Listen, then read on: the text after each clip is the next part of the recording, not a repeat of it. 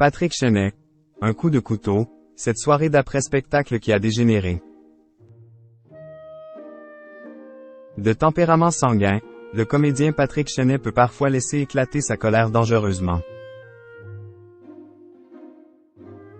Voici comment une soirée d'après-spectacle a failli dégénérer. J'ai eu envie d'écrire des lettres à des personnes que j'ai aimées ou que j'ai aimées, explique Patrick Chenet dans ses lettres des excuses parues le 2 février 2023. Des missives où le comédien de 75 ans met en lumière, c'est lâcheté, c'est oubli, c'est à peu près, c'est sortie de route, c'est exagération.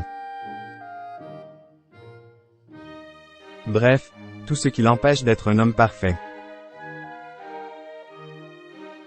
Ces mots des excuses, le mari de Josiane Stoléru les adresse à tous ceux qu'il a blessés, délaissés, auxquels il n'a pas fait attention ou pas suffisamment, privilégiant son plaisir, son envie avant tout. Patrick Chenet se sait capable de rentrer dans des colères noires jusqu'à la déraison.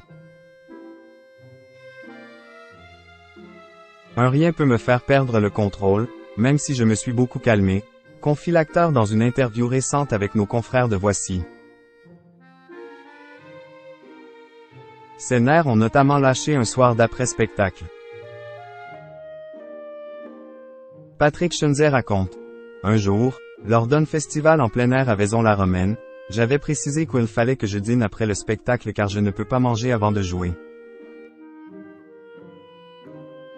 Il était tard, il y avait tous les élus, j'avais faim et rien ne venait. Affamé, l'acteur aurait alors déversé un torrent d'insultes sur son entourage. Il poursuit.